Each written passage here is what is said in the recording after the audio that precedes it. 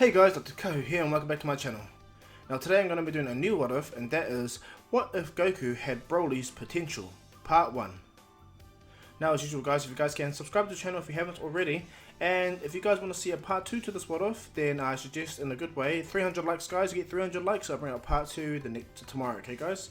And not only that guys, I hope you guys are liking my Hero Academia what ifs. I am, and I'm going to continue to make them more and more. Eventually I'll be making mini-series to all of them. And so yeah, not only that, I'll be getting to soon Black Clover and Attack on Titan what ifs as well, okay? So yeah, I hope you guys understand, and I hope you guys are looking forward to some new what ifs. But yeah, without further ado guys, let's get into this new what if anyway, and that is what if Goku had Broly's potential, part 1. Now let us begin.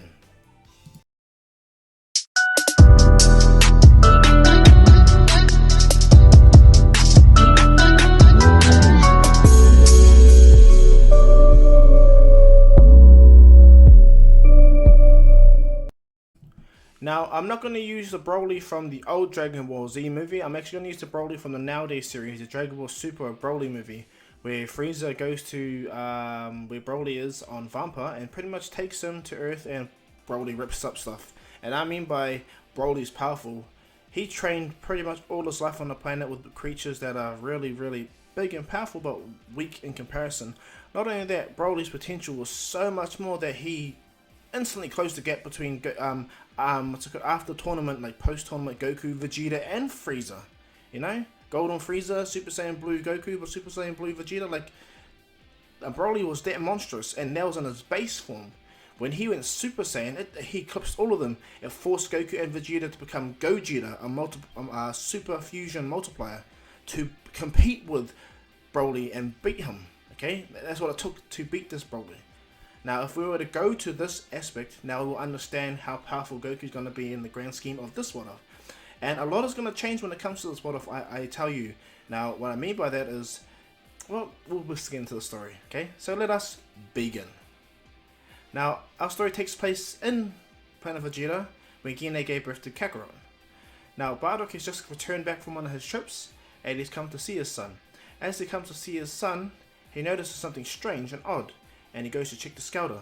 When he checks the scouter immediately cracks.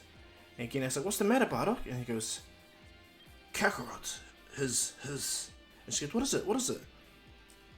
For a second, his power level was 930, 920.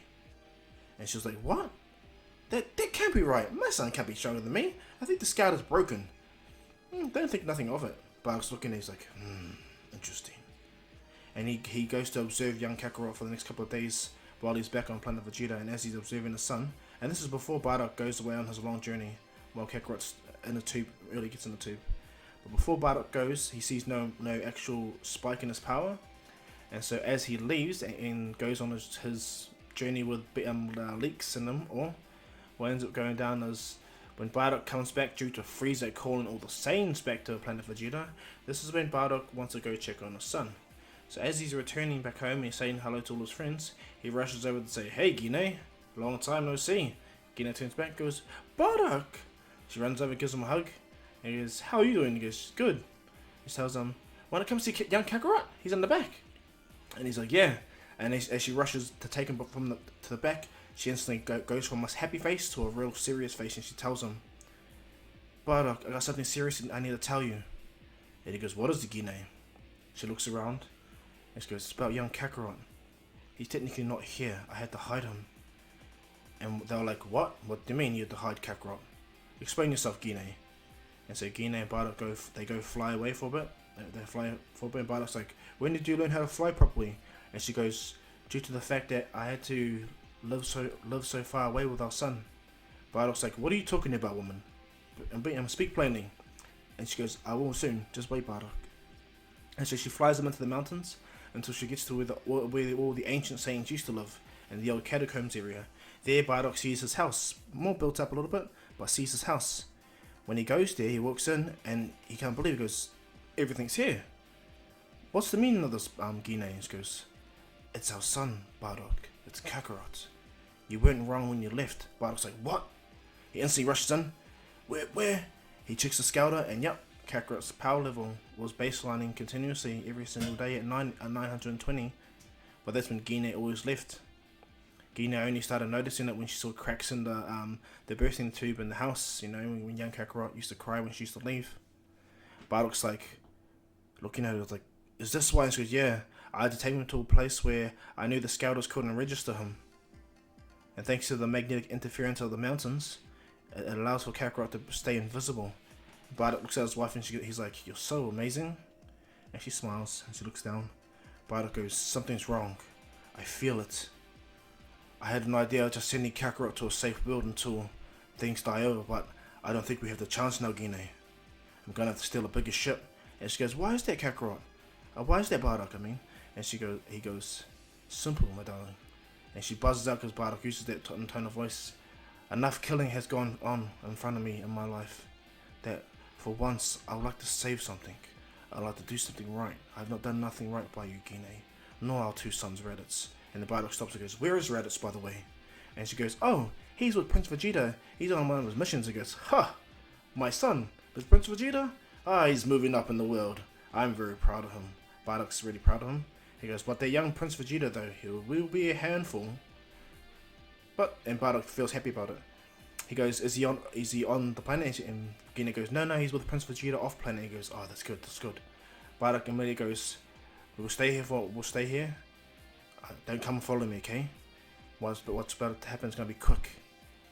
We can't be registered, okay?" Gina goes, "Alright." And he goes, "Are you sure that the magnetic field of this area is hiding Kakarot? Are you sure?" And she goes, "Yeah, why?" And he goes, "I'll be back."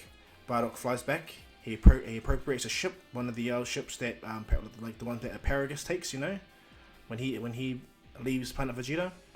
But this time Bardock grabs it and he goes to see his friend. He goes, "Hey, Beats," and he goes, "Yeah, could you help me?" And so Beats help him and he goes, "Yeah, what's up, Bardock?" He goes, "Are you able to reconfigure the ship's what's it called, magnetic field?" And he goes, "Yeah, I can." He goes through it. It takes about a good 10-20 minutes, but he reconfigures it to the frequency that Bardock showed him on the scouter. And doing so, as he turned it on, it disrupted all the scouters in the area. And he turned it off. He goes, "Thank you." And he goes, "What was that for?" And he goes, "Oh, just a project. That's all. It's just so when we go on our next outing, we have something that we can protect ourselves, you know." And he goes, "What a good idea. I'll put it through all the ships." And he goes, Yeah. But don't do it right now, though, eh?"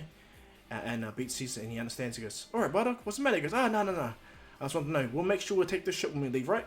And he goes, Yeah. "Why aren't we taking a Saiyan pod?" And he goes, But Bardock says nothing else. He looks on the ship and he makes sure that everything's there. And then he flies off, having to say no word. His mate just trusts him. Beats just trusts Bardock, you know. His team just trusts him. And so what goes down is Bardock's not going to go on his last mission with his team, and they're going to get killed by Zarbon and Dodoria without him, unfortunately. Meaning Bardock's not going to have, he is not going to have his awesome headband, like in canon. But oh well. Anyway, Bardock goes back to Gina and tells him he's got a ship, he's got a plan. We're going to be leaving tonight. She goes, "But Bardock," and she goes, "I don't trust Frieza. I smell death in the air." And she looks at him and says, "Alright, Bardock, I'll be ready." And so a couple of hours go by and it goes to night time. Bardock waits for everyone to be gone, all the security to be gone. He flies over as fast as he can. He grabs the ship. He starts jumping away with the ship. Bardock tensing up, knowing that the ship's quite heavy in the sense of balance, and he doesn't want to alert people with his flight, you know. And it takes him a while, but he manages to evade all the guards of the ship until he gets to the outer rim of the city, and then he gets all the way to the mountain area. By this time, Bardock's a little bit exhausted, just jumping and running with the ship overhead, but he knows that he has to do it. He can't falter in this. The stake of his family is too much for him. And so what happens is Bardock gets back to the house, and when he gets there, Gine's ready with him with the young Kakarot in a suit. And what happens is they get onto the ship, and Bardock goes, "We're about to leave," and she goes, "What about our power levels? Didn't you say?" And he goes, "Well, we're gonna be smart about this. As you said, the mountains hide our power register, right?" And says, "Yeah." Bardock turns the ship on, and as the ship activates, he turns on the disruptive magnetic field to hide their power level. And what happens is they fly off planet. In doing so, they go through their faster than light speed all the way to Earth. So it takes a few moments, you know, for them to get there. A few while to be honest. I actually don't know how long it takes from Planet Vegeta to get to Earth, but let's just say it takes like a couple of days. I have no idea, okay? Young Kakarot could have been sleeping. Vegeta and Nappa took a year to get to Earth from where they were, on this ship, so I can only assume it takes a long time, okay? So I'm just gonna say it takes like a couple of days. But anyway, on the ship, Bardock is angry that he's feeling like a coward is leaving Planet Vegeta, but he just has a feeling something's not right. And so as him, Gine, and Kakarot make it towards Earth, the what ends up going down is the ship enters the planet's atmosphere, but what goes down is thanks to the adjusted magnetic field that they use to hide their their power signature disrupted, and it took away from their external inertia, so they pretty much had no way of slowing down properly without fully crashing. And because when they enter the atmosphere really hard, this the whole Saiyan ship pretty much cracked apart, pretty much. Bardock's like, Gine, hold on to Kakarot. Well, as of going down, Bardock tries to use his abilities to go down, but what happens is he gets hit straight in the head. The ship starts to crack, and what goes down is as they enter into the atmosphere and around Mount Paozu, the ship hits the mountain. Gine and everyone, the ship tears apart. Bardock gets smacked, thrown straight across the mountains on one side. Gine gets hit on the other, drops Kakarot, and Kakarot massively smashes through multiple trees and hits the ground. And Gine is injured, Bardock's injured, and they can only assume Kakarot's injured too. But it takes a while, and in Mount Paozu, Bardock is trying to get up fully because the impact, he bared most of the impact. Gine is injured too, her arm's sore as well. And then she starts to get up, she's like, Kakarot! She's so injured, she can't even fly or hold herself up properly, and Bardock, he's injured too, bloodied up as well. And he's but he knows that it was a risk he had to take, and as they're both trying to get to, even Bardock's trying to get to Gine, because he has no scouter now, because both their scouters are destroyed and the ship's pretty much wrecked out, they have to try to figure out where they went by the wreckage, and so Bardock took the longest to get to them. What ended up going down is an old man heard a noise, and as he walked out of his house, he saw a light show and a massive dazzling display of destruction ripping across his mountain. And he's like, oh dear, I wonder what this is. Strange. Well, I can swear I can sense some energy. So powerful energy that I'm afraid to go closer. However, what happens is Grandpa Gohan grabs his extender pole and he walks out to the crash site. When he gets out there, he goes, oh my, this is a peculiar sight. Wouldn't expect to see something like this every day. And as he looks around, he hears a crying, and he turns around and is like, huh? A baby? Oh, here? And he rushes over and he jumps over, and as he sees this young baby has like this green aura emitting around his skin. And as Grandpa Gohan goes over, he's like, a baby with a tail? He jumps down without hesitating and grabs young Kakarot. And as he grabs him, what ends up going down is Kakarot calms down. He goes, this is really unexpected.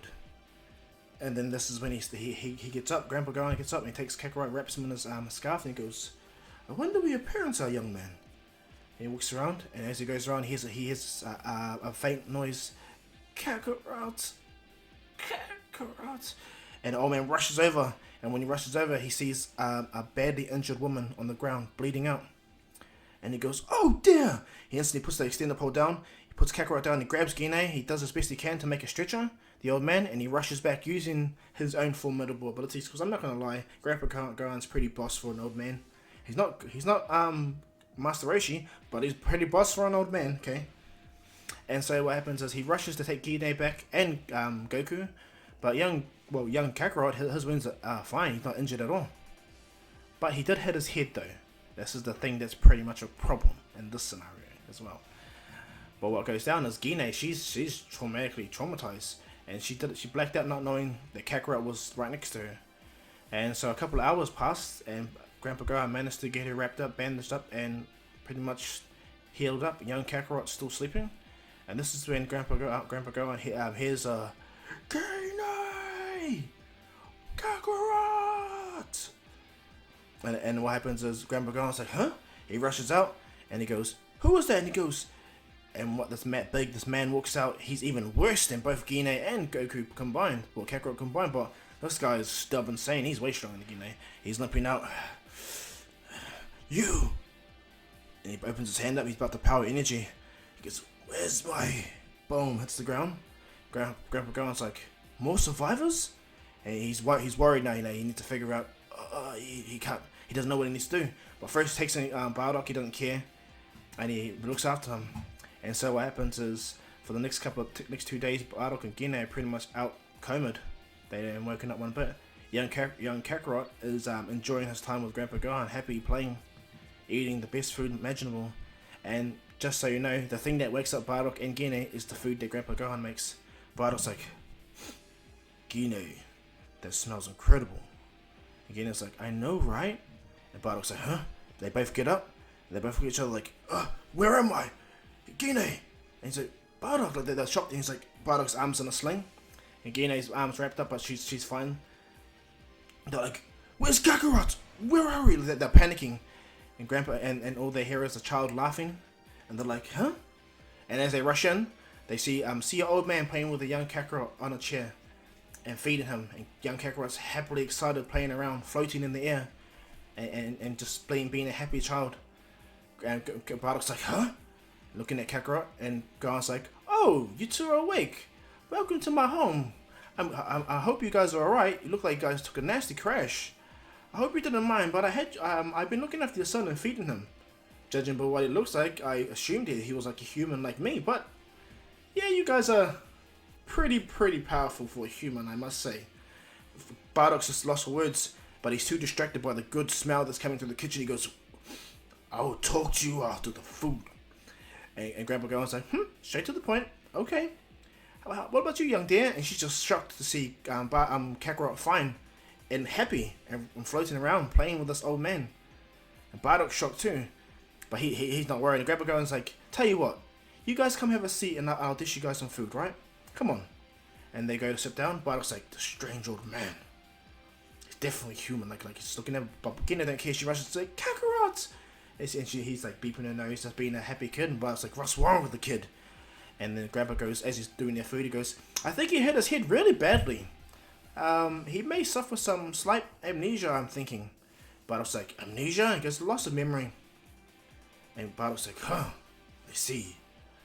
And he goes, so you saved us? And he goes, no, not necessarily. You pretty much saved yourselves. I just happened to be living in the area at the right time. In the right place, I guess. And Bardock's like, this human. And he goes, here you go. He pulls out a massive table worth of food. Gine and Bardock like, what the hell? And he goes, eat up, and don't worry, I understand your eating proclivities. Your son here can eat the entire table by himself. So I made more. Bardock looks over and sees that Gohan made him lots of food. And he's gulping, he's like, this is not poisonous, right, old man? Grandpa Gohan grabs his chopsticks, he begins to eat it right in front of Bardock. Not at all. And he goes, thank you for the food. Boom, they both Gine and Bardock annihilate it. Grandpa Gohan was smiling, and as he does so, he goes, well, me and young, well, what is his name anyway? I decided to call him Goku, or Son Goku, until you guys woke up, and told me his name. And what happened is, Bardock wipes his mouth, his name's Kakarot, and he goes, Kakarot? Like carrots. That's really interesting. If you don't mind, I think I'm gonna call him Goku. Bardock's like, he's really irritated about it, but he doesn't care. He's just hungry. And Gine smiles, thinking the old man's really cute. She hasn't even spoken a word. She's just eating food and just enjoying this old man's hospitality. Gohan and Goku go outside and begin to play. And this is when Grandpa Gohan starts to see the immense power Goku has. And he goes, ooh, you have a lot of power within you, kid. But with power, though, you need to learn how to control and understand. Goku's just looking at him. And Grandpa Gohan's like, for example, he instantly does a small ki blast and shoots a tree. And Goku's like, huh? And goes, you're too young to understand, but you will soon enough. I bet you, young kiddo. And so what happens is Bardock and Gine, they take a while to finish all the food. Bardock's so happy, and so is Gine. They're like looking at each other, and then Bardock goes outside, and he goes, tell me something, old man. Where are we? You're in Mount Pauzu. And he goes, no, the world, the planets, where are we? Oh, strange question, but judging by your tales and how you guys just survive a certain death situation, I'm gonna say we're on planet Earth. And looks at Gine, smiles. We're on Earth, Gine. We made it. And she's like, yes, but at the cost of, we can't get back to our ship. I was lucky to send the message to Raditz, but... And Bardock's like, yes, but Raditz will come when he does. Not to worry. We can make this our home for now and settle down just for a bit. Get ourselves ready. Gine goes, ready for what? And that's saying he goes, for anything. Kakarot may be the legendary Super Saiyan Gine. And she's like, what are you talking about? That's just a myth. And he's like, no, Gine. Look at it carefully. Prince Vegeta had a power level of 720. That's definitely what made him a prodigy. I heard a rumor of another child having a power level like Kakarot. A colonel or commander, Paragus, when I was a young soldier. He was exiled, him and his son. But that's the rumor I got. But his power level was the exact same as Kakarot's. And Gine looks at Bardock and she's like, that's why I made this decision to leave. And Gine's just shocked. She's absolutely shocked. We gotta make sure that Kakarot's ready. And he goes down as Grandpa Gohan interrupts him and goes, well, if you're talking about your son, then I suggest you guys stay here. No place more safer. Especially with the powers you guys got. You probably can destroy the entire planet just by the feeling I get from you. What is your name, by the way? And he goes, my name is Bardock. This is Gine, my wife. And he goes, nice to meet you. Bows his head. My name is Son Gohan. Welcome to my home. I loved your grand entrance, but still, welcome to my home. And so Bardock begins to slowly but surely begins to stay. Knowing that he's stronger than all these humans, he keeps a level of distrust, but he keeps his mind on the idea that this old man doesn't seem deceitful at this present time. And so over the next couple of years, Bardock begins to really enjoy living on Earth, seeing all the delights, even Gine, you know? Young Kakarot, even though Gohan calls him Goku, Gine doesn't care. She loves that Goku has a human name, you know? Bardock always gets irritated, but he allows it because to him, he's never had someone love them like the way Grandpa Gohan has, like a family, like a different type of family. Technically, Saiyans didn't really have grandparents in the sense by their line of work, if you look at them. And so when it goes down to it, Bardock stays on Earth and he trains and gets stronger, but he doesn't make massive gains. He just learns techniques from Grandpa Gohan and stuff like that, but all in all, Bardock just kind of slows down as a warrior and becomes more just hiding out in a sense, you know. But don't get me wrong though, Bardock is still the second strongest Saiyan, to be fair, because if it goes by the old canon storyline, Bardock was just weaker than King Vegeta, and King Vegeta was the second strongest Saiyan behind Prince Vegeta. Now I want to state that, judging by that and the fact that they went through this near-death experience of crashing super badly, I want to state that Bardock has an equal power level now to King Vegeta of 10,000, okay? And that's Bardock's base power level. Young Goku, however, he did some training, did some understanding over the last few years, but he did more of just control situations that Grandpa Gohan taught him. At first, Bardock did not like how Grandpa Gohan did things, but then when he saw this old man spry into action and even have a spar with this old man and be put into his place, Bardock understands that it's not about power on this world, it's about how you use it. And so young Goku grows up being tutelaged by Grandpa Gohan and Bardock. Not only that, he even learns how to cook by Gine, because Gine wants to make sure that this Goku knows how to do everything properly, you know. And so this Goku is not much of a, he's thick sometimes, you know. He has his thick moments, but he understands what a woman is, or what a man is. He understands Grandpa Gohan is a human. He is technically a Saiyan, but no matter what, the love for Grandpa Gohan is always there, and Gine and Bardock can never take that away, you know. And not only that, Goku understands when it comes to full moon, don't look at the moon. You'll turn into a bloody monster. And so none of the issues where Goku's life has proceeded to the point where he was alone in the canon timeline has ever gone down, because one, his dad and his mum's there, two, Grandpa Gohan is just protected by these two monstrous people, and three, Goku is smarter in a natural sense. And so what goes down, one day when Goku was done his training with Grandpa Gohan, he goes to fly off and get some food for his parents. Bardock tells him to bring 2 fish this time, not 1. And goes, alright dad. Young Goku flies off, and bear in mind, in the story, his name is Goku, okay? On Earth, he's Goku, to the Saiyans, he's Kakarot. Goku knows his name, okay? Goku Kakarot. There's no difference to him, okay? And so when Goku flies off, he goes to pull some fish, he grabs 1, he grabs 2, and he goes, you know what? He grabs a third one and pulls it out. And as he's floating back home, he goes, I shouldn't have grabbed the third one, a little bit heavy. And bear in mind, this Goku is really powerful as a kid. But as he's flying, he goes to sit down and put the fish down, just to have a drink of water. And as he hears the noise, he turns around, and the car hits, and the car crashes right into him. And as it smashes right into Goku, Goku doesn't even move. He's like, whoops. And what happens is Bulma comes flying out the car. She doesn't point a gun at Goku this time. She flies straight out the car, and Goku catches her and goes, "Are you okay?" And she's like, "What just happened? Who are you? How did you destroy my car?" And Goku's like, "Oh, my name is Son Goku. I'm from Mount Palsy. That's where you are right now." And he goes, and he puts her down, and she's like, "That was the scariest thing in my life. Who are you?" And she's panicking and goes, "I just told you, I'm Son Goku." Goku goes to grab his fish and goes, "Come back to my house. My grandfather might know how to help you with your car. I'm sorry, but technically you drove into me." And she's looking at Goku like, and Goku grabs these big fish that are bigger than Bulma's car, all three of them, and she's like looking at this kid, and he begins to fly, and he goes, "Come, grab my hand. I'll take you back to my home. I can only do this for a short burst because I'm a little bit tired right now. So come on." And she's like, "You're a kid that's flying." And he goes, "Oh yeah, I can explain this soon, but can you hurry up?" And she's like, "Oh right." He grabs her hand and he flies her back home. And when he gets there, he drops the fish right in front of Bardock and Gine. Bardock's like, "Don't you think you got a little too many there, son? You caught 3 fish and a woman." And as he puts Bulma down, he goes, "Huh, my son picked a fine woman." Gine smacks Bardock on the head. And he's like, "That's not what I mean." And Goku's like, "Huh?" And Bulma's like, "Who are these?" But then when she notices, "Oh, these are his parents." Goku goes, "Oh, this woman, I don't know her name, but she crashed her car into me, and she tried to blame it was my fault."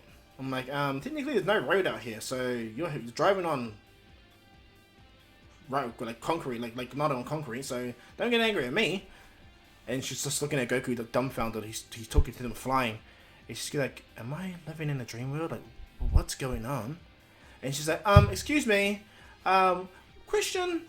And Guinness like goes over and talks to her, and they have a brief discussion. And then she goes over to Goku and tells Goku he has to apologize. And so Goku does apologize, because Guinness goes, "You could have just flown, you could have just jumped out of the way, but you didn't, okay?" And so Goku's like really angry that he got in trouble, but he understands. He bows his head and he apologizes to Bulma. And what goes down is Grandpa Gohan walks out and goes, Grandpa Gohan walks out and he goes, "What seems to be the commotion?" Bardock goes, "Kakarot brought himself home a woman." And old Grandpa Gohan kind of laughs at it. And what's it called? He goes, "How may I help you, Dan?" He goes, "Well, before I hit young Goku with my car, I was traveling around the world looking for these special things, these orbs." And he goes, "Orbs?" And he goes, "Yeah, my radar tracked me down to this location. This is why I'm here." And he goes, "Orbs? Oh, you mean the Dragon Balls, right?" And she goes, "Dragon Balls?" And he goes, walks in and grabs it, and he goes, "This thing." And she's like, and the baby goes, yeah. And he goes, "What do you want with the Dragon Balls?" And he goes, "Having one of them is not special, but if you have all 7, it can grant you a wish. That's the legend I heard." Bardock, for the first time hearing this, like, wish? Whoa. Gramps, did you just say that if you clicked all 7 of these, you can get a wish? "Oh yes, that's the legend of the Dragon Balls anyway. And judging by this young lady and her device, these Dragon Balls give off energy, meaning there may be some truth to this legend." And Bardock's like, wait a minute. You're telling me that we can use the Dragon Balls to make a wish? And she goes, "Yes." Bardock, at first he thinks selfishly, but then he realizes if he pushes Kakarot too much, he could get too strong outside his control. It scares Bardock to know that Kakarot's potential makes him so powerful so fast, and he's barely doing any ki training or physical training. Goku's almost like a quarter of his strength. And this is a Goku when he's meeting Bulma. He's at a power level of 2,500. I'm just lowballing him because Bardock did his best to make sure young Kakarot didn't instantly surpass him. Because that's what's going to happen, okay? Goku's gonna instantly surpass Bardock the moment he starts to actually train. And so what goes down is Grandpa Gohan goes, "Yes, there's Dragon Balls." Bardock thinks to himself, goes, "And you're gonna be going on your own by yourself around the world, right, to look for these things, right?" And he goes, "Yeah." And he thinks to himself, even Grandpa Gohan thinks to himself. Gina looks at him and goes, "Well, it's obvious, duh. We should help the poor girl." And Bardock's like, No, we shouldn't. However, Kakarot, and looks at his dad and goes, "This is a unique training for you, my son." And he grabs the Dragon Ball from Grandpa Gohan and says, hey, wait. And he goes, "It's alright. If you said what is true, then Kakarot can make a wish for them, right? And he goes, yeah. He goes, yeah. He goes, help this young lady. And Goku's like, but Dad, he goes, Kakarot, it's time for you to experience the world. When I was your age, I went to 3 different planets. I destroyed entire cities at your age. Kakarot's like, so don't give me that you can't do that. You usually have the power to kill me at your age, Kakarot. You are way more powerful than anyone on this planet. It's time for you to learn how to adjust and live with these people on this planet. Because as much as you are Saiyan on planet Vegeta, you're Saiyan on Earth too. You understand? And Goku looks at his dad and he bows to his dad and he goes, yeah, alright Dad. And he goes, yeah. Just one thing, Kakarot. Don't go blowing up the world. And Goku's like, I promise I won't. And Bulma's like, what's happening? He goes, well, my parents are under the assumption you need help to look for the Dragon Balls, and judging by how clumsy you are by driving your car into me, you're gonna need the help. And she's like, right. And he goes, yeah. And so jump on, and she's like, jump on where? And he goes, my back. And she's like, oh, no, I've got a capsule bike. And he's like, you're gonna hold us up? Oh. And Gine tells Goku, respect her and listen to her, okay? Don't you forget, she's a woman, Goku. Goku bows to his mum, and he says goodbye to everyone. And he was gutted that he didn't get to eat any of the food. But again, they gave him some food, and Goku flies off with Bulma. Bardock and Gine watches their son leaves them. But bear in mind, Bardock has always trained. I'm not going to say he did not train. It's just by himself he doesn't make as much gains as he would if he was training with Goku. But the thing is, Bardock's trying to keep him under control. What Paragus didn't do with Broly. Okay, teach him to control this monstrous strength that he has. Because Goku has never looked at the moon, in general, what ended up going down is Goku never rampaged and destroyed and went monstrous, okay? But that's the problem Bardock faces every day, and so why he has to be strong every day. And so it goes down, Goku goes on a journey with Bulma, to the point where eventually they cross paths with Turtle. Goku flies Turtle to Master Roshi. Master Roshi talks to them. Goku's like, you got a Dragon Ball right there. And he goes, yes, I do. Before you to get this, you must give me something first. And before Bulma was about to give him his prize, and Goku goes, how about this? I fight you, and if I win, I get the Dragon Ball. And if you lose, and if we lose, then Bulma does that. And Bulma's like, Goku, what are you talking about? He goes, you're already gonna do it. I'm just trying to protect your modesty from this creepy old dude.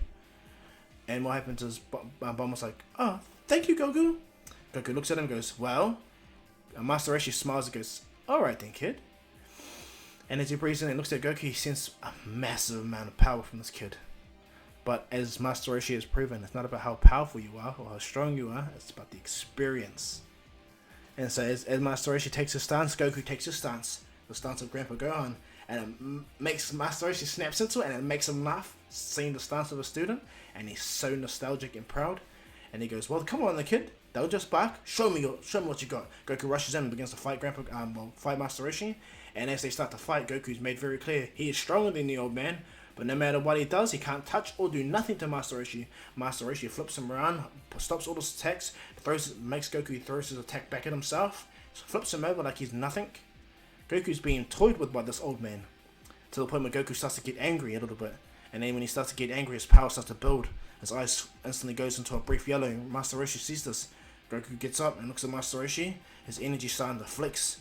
And when this starts to happen, Kame's looking down and is getting nervous. Because bear in mind, Kame has noticed this power all of Goku's life on Earth, okay?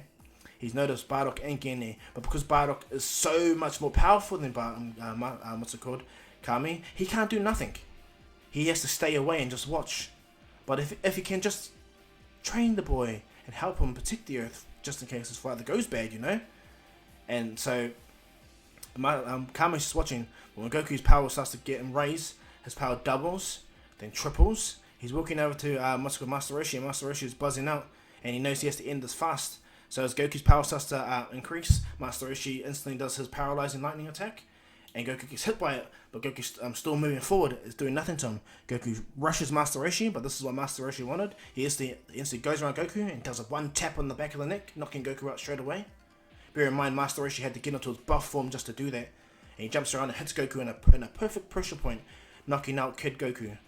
Master Roshi flips over. When Bulma sees this muscly, bulky man, she's like her nose starts to bleed a bit, and she's like, oh my gosh. She just criticized this old man for being a perv. Then Master Roshi goes back to his weakened state and looks down at him and goes, "This kid's too much of a live wire." But he flips Goku over and picks him up and goes, "Doesn't mean he doesn't have great potential." He gives the Dragon Ball to Bulma and he goes, "Here." And she goes, "What are you doing?" He goes, "I won the fight." "Yes, but this kid wants something else entirely." And what goes down is Master Roshi goes all turtle and goes, "Make sure you keep this kid, make sure you look after this kid, okay?" And she goes, "Yeah." And not only that, when he is ready, tell him to come to Master Roshi's island, or ask his grandfather, Grandpa Gohan, where I stay. Tell him I'll be there and I'll be waiting. Master Roshi goes on Turtle and he smiles. Turtle goes, "That boy is crazily powerful." And he goes, "Yeah. If I didn't knock him out as I did, he would have been 10 times more powerful than what he was if I sensed his ki getting that big. Like he just became a bigger mountain." And Turtle goes, "Yes, I saw this. I saw the nervousness in your body actions." He goes, "Yeah." Well, I'm looking forward to seeing the kid. Goku wakes up, a little bit irritated that he got knocked out, but he realized that, he dealt with someone that's not ordinary like Grandpa Gohan. And so as Goku remarks on this, Bulma states, his name was Master Roshi. Goku's eyes instantly open up. He sits up straight away. "What? I just fought Master Roshi? Grandpa Gohan Sensei? And he beat me." Goku instantly starts to power up his ki. He goes, "That was the coolest fight I've ever had." Bulma's like, "Are you alright, kid?" And Goku's like, Sorry. It's just me being a Saiyan, you know. Saiyans love fighting. Love getting stronger." And she's like, "Saiyans? What's that mean?" He goes, "Oh, I'm an alien. Yeah, I'm from another planet, but please don't tell no one." And she looks at Goku and she sees that his tail, his hair, everything about him. Yep, she agrees. And she's like, "Alright." And she thinks Goku's a little cute alien. And so from there, the story goes really easy, even super easy to be honest. The Pilaf gang, Yamcha, like they blow through the entire series.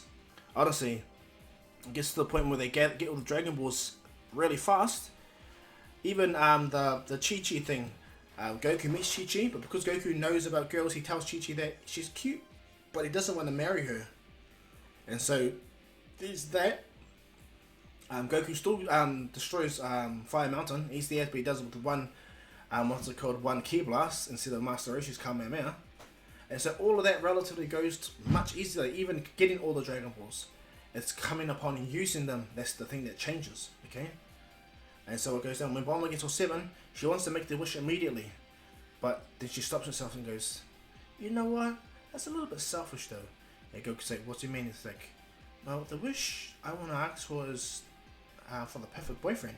And Goku's shocked. Even Yamcha's shocked. I'm telling you right now, nothing of the Pilaf gang, no one had any chance against this Goku. Okay, he just whooped them all. Okay, and so Bulma goes, "I don't know what to make a wish for." And Goku goes, "Well, why don't we go back home and talk to Grandpa Gohan, because he did let you have the Dragon Ball, you know." So he pretty much started with him. And Bulma looks at Goku and goes, "You know what, Goku? Yeah." And what happens is they go, "How are we gonna get there?" And Bulma goes, "Can I jump on your back?" This is the first time through their whole entire journey that Bulma took a fly on Goku's back properly. She always drove on her motorbike or did her own thing. Yamcha goes, "What about us?" Bulma gives her a kit, gives her a track and goes, "Track this." A bike pops up. Yamcha's really jealous, you know. And Bulma jumps on Goku's back. Goku goes, "Okay, hold on." Then she goes, "Just tell me though when you're gonna go full speed." And Goku goes, "Alright then." He powers up a little bit, generating aura around both of them. She goes to hug Goku and Goku goes, "Ready? And go!" Boom! They take off. Yamcha's so jealous, and he begins to follow. And what goes down is Goku's speeding with flying there, but Bulma's like, "This is too fast! This is too fast!" Goku slows down, and he holds Bulma and he goes, "Is that better?" And she looks at Goku, and for the first time, even though Goku's younger than her, she blushes straight away looking at Goku. And Goku looks at Bulma, and he blushes too, because they're really close. He's like, "Oh, sorry, I almost lost my flight pattern." They kind of get nervous. She sits up on Goku's back, and she goes, "You know, Goku, you're a really cool kid, you know. I'm very grateful I met you." And Goku goes, "Yeah. I'm sorry that I destroyed your car." And she goes, "Yeah? Destroyed my car?" Goku goes, "I know." And she goes, "But yeah, Goku, thank you so much. I appreciated all the things you saved me, even when I was turned into a carrot." Goku kind of giggled at that. And so it goes on. She goes, "I appreciate it." She kisses Goku on the cheek. And Goku's like, his face goes mega red. And Bulma kind of giggles. And what happens is we're almost there anyway, and they get close to him. Bulma goes, "I think you're used to this flying. This is pretty cool." And Goku goes, "Well, I could teach you." And she goes, "Really? Yeah, but you're gonna have to learn how to control your spiritual energy." And Bulma's like, I didn't mind Goku." And Goku smiles and goes, "Yeah, well, when I come around the city to visit you, Bulma, then yeah." And so when Goku goes down to Mount Palsy, he takes Bulma with him. Bardock senses Goku's ki. Now, a lot has happened since Goku been away. The moment Goku left home and went to go fight Master Roshi, Master Roshi told Grandpa Gohan and Bardock of what had happened. Because bear in mind, Bardock knows Master Roshi. It's been years since he's been there. He's travelled the world. He knows the world, okay? But bear in mind, the story's not about Bardock. This is about Goku. Hence why I didn't go into the backstory of this. But anyway, Bardock talks to Master Roshi and he goes, "A power of Kakarot." And he goes, "Yeah, his power increased almost 10 times. I had to go full power just to knock him out." And this is Bardock goes, "Did he turn into a giant ape?" He goes, "No. His eyes just turned yellow and his hair raised." Again, they looked at Bardock and they're shocked. They're like, "Kakarot is the legendary Super Saiyan. There's no doubt about it, that power." And he goes, "Yeah, it was like a raging monster, the energy that was coming out of him." And so what happens is, as they're talking, Kami interferes and he goes, "Bardock, Master Roshi, Gohan, Gine, this is Kami, the Guardian of Earth." And this is when they talk and Kami goes, "To help you control your son, Bardock, I'm willing to allow you to come up here and train and learn a few things from me. I can teach you how to sense ki and learn how to raise and lower your ki. I understand you've taken on a full-time job to make sure your son don't go out of control, and I'm very grateful for that. And it interests me that you let your son go, but that's really good of you." Bardock's like shocked. And it goes, "So come up here." And so Bardock goes, him and Gine disappear for a bit. And so before Goku come back, Bardock and Gine just recently returned. And Bardock senses Kakarot approaching. And he tells Gine, "Kakarot's coming home." And as he gets back, Bardock standing behind the train goes, "Took you long enough, kid." And what happens is Bulma gets off Goku's back. Bardock goes, "You still got that girl with you, I see. You're never gonna give up that catch, right, son?" And Goku kind of smiles, and because Goku's still trying to get over the fact that Bulma kissed him on the cheek. And Goku's face is red as he's like, "Come on, Dad, you're making me nervous." Bardock laughs, smacks his side. "Long time, kiddo. A lot that I have to teach you. But there's a lot that you're going to learn there, kid." "What are you doing back here anyway for Sam so soon?" He goes, "Oh, well, we got the Dragon Balls, but we haven't made the wish." Bardock looks at his son and goes, and it shocks him. And so Bulma goes, "I heard about your guys' situation, about your planet being destroyed.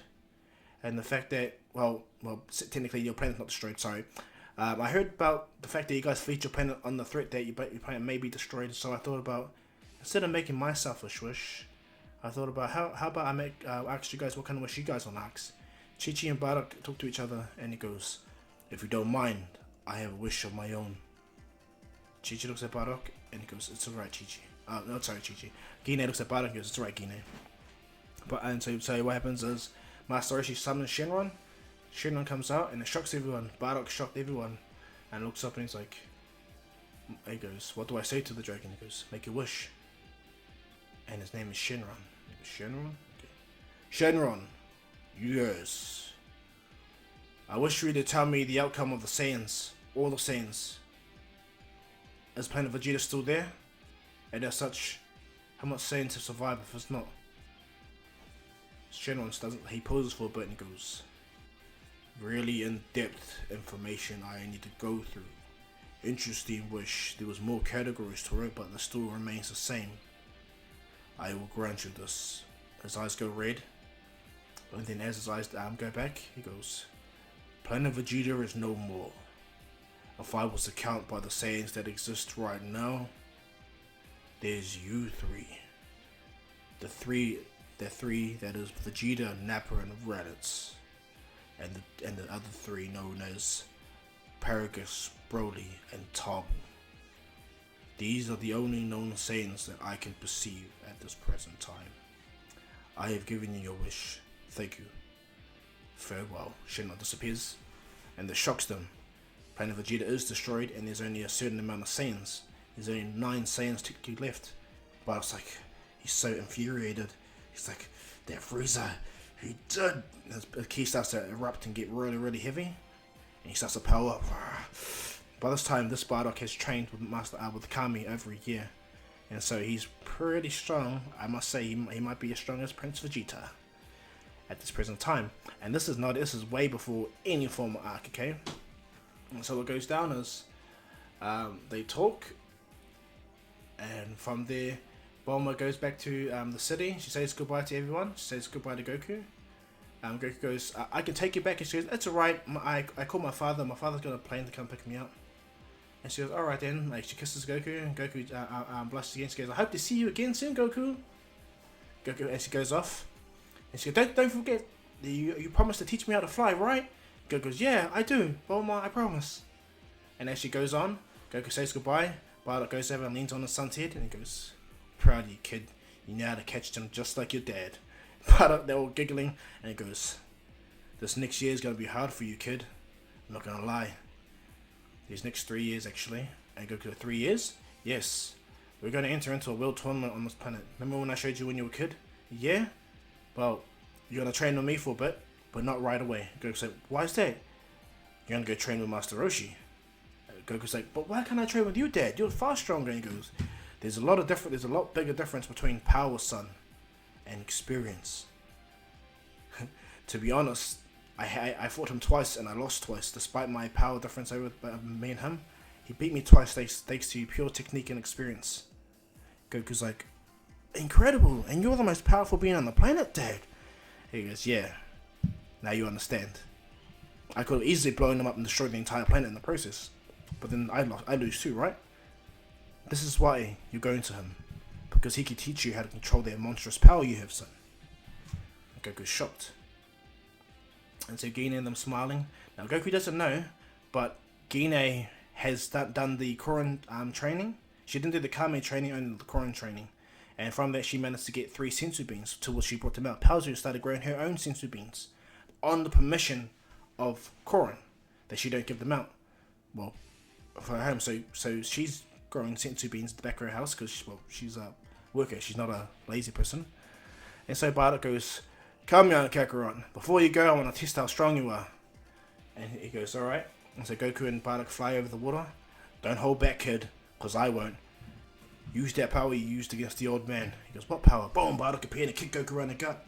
He goes, don't play dumb with me. He punches Goku around the face, sends him flying. And as Goku instantly recovers, Bardock's already in front of him, punching him right through the mountain, flying through, grabbing Goku, flies up and starts to beat him down there. He goes, show me that power, kid. Punches him, he does a massive buster blast, throws it right at Goku and explodes around his face. Goku gets hit. And as Goku hits the ground, Gine's like, Bardock, you're going too serious on the kid. I'm not going serious enough. As even if he's the legendary Super Saiyan, then I shall stand no chance. Bardock powers up and rushes at Goku. And as he gets to Goku, massive energy explodes on the ground. Goku stands up. Bardock's fist punches Goku's hand. And Goku holds Bardock's hand. He looks at him, looks up, and massive veins on Goku's head. Goku's hair spiking a little bit, and his eyes are yellow. Bardock's like, ugh. He truly is Bulma. Goku's punch hits Bardock's face so hard, and then Goku screams in absolute anger and terror as his power and his ki erupts massively. Big, his aura goes yellow to green, and it begins to explode out of him, shaking everything. And Goku rushes at Bardock. Bardock's like, that's too hard, kid, keep boom! Goku grabs Bardock and rushes him down into the ground and slams him and begins to go monstrous. But because Bardock has control and understands himself, he instantly flips Goku, spins him around, knocks Goku down, jumps up, powers a full power attack, and throws it at Goku's back, thinking that will take Goku out. And as it hits and explodes the area, Bardock smiles, nice one, kid, now sleep. Goku rushes out of it, but his eyes are gone. He's almost fully knocked out, and as he gets up, he pulls his fist back, and as he hits Bardock right in the chest, he destroys Bardock's armor completely. That was already worn out, but he destroyed it completely, and he pretty much cracked Bardock's ribs. Bardock coughs out blood, and young Kakarot blacks out from the exhaustion of both of them. Both father and son are falling to the ground at max speed. Master and weapons is Grandpa Gohan's like, these two bloody idiots. Grandpa Gohan rushes and catches Bardock because he's Grandpa Gohan, you know. He catches Bardock and he uses a stick and he extends it to catch Goku's tail, and he holds Goku into place. He's like, ah. And he instantly lands to the ground. Genos like comes and grabs Goku. He's like, thanks, Gramps. Because that's what they call him. They call him Gramps, not Grandpa. Goku calls him Grandpa Gohan. But as he catches young Bardock, Bardock's severely injured, and so it's like they're both knocked out. And so what happens is Goku eats a Senzu bean, and Bardock eats a Senzu bean. What ends up going on is Bardock's chest instantly breaks up and heals. He sits up. He's like, whoa. It's a young Kakarot. Kakarot's he's slowly waking up. He's like, he goes, what happened? Bardock looks at Kakarot and goes, so you are the legendary Super Saiyan after all. You're my young Kakarot. He pats his head and he goes, I'm proud of you, son. You can push me past my limits easy. But this is why I'm sending you to Master Roshi. You need control, okay? This is my type of training. This is not what you're suited for, because you'll destroy everything from my type of training. But through Master Roshi's training, you'll learn discipline and skill. And then after Master Roshi, I got another teacher that I want you to learn from. He's high over the world. Okay? 3 years, son. And so Goku goes off. Gine's like, but we just got him back, you know? He goes, he's got to learn, Gine. And so Goku stays back for a week, spends some time with his parents, waits for some more Senzu beans. 3 Senzu beans have fully grown over the tree she has, and she gives them to Goku. And says, come back in 6 months and I'll try to give you another 3. And he goes, thank you, Mom. He flies off, and what happens is, as he flies off, he goes to where Master Roshi's island is. He sees the location, he lands there. When he gets there, he sees Master Roshi talking to a young, bold boy who has brought a girl onto the island. When Goku lands, Master Roshi instantly looks and goes, welcome, young Goku. And Goku bows to Master Roshi. Master Roshi. And from there, Krillin and Goku have the interactions. Krillin is nothing to Goku. When they do their physical training, Goku finishes the entire field before Krillin can even get halfway through it, you know? Goku swims across the entire ocean before Krillin can even pretty much get halfway out Master Roshi's view, you know? Goku is just so much more powerful. But this makes Krillin more powerful too, and more confident. I dare say Krillin will become the strongest human on the planet because training with Goku. Master Roshi is technically the best fighter on the planet, but Krillin will become the strongest human thanks to this training with Goku. Goku even teaches Krillin how to fly, so they both learn how to fly and practice and train together. And so they have a closer brotherly relationship, massively. And not only that, it takes Goku not long to learn Master Roshi's techniques and abilities. Everything. He learns Master Roshi's abilities, even the Kamehameha wave. Towards when he does his first Kamehameha wave, it's so massive that Bardock registers it. And it's like, that damn kid needs to hide his power. And I'm going to tell you right now, Goku gets really powerful. Like, when I mean really powerful training the next 3 years with Master Roshi, he gets ridiculously powerful, okay?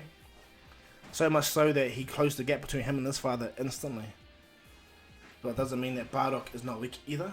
Bardock is no pushover.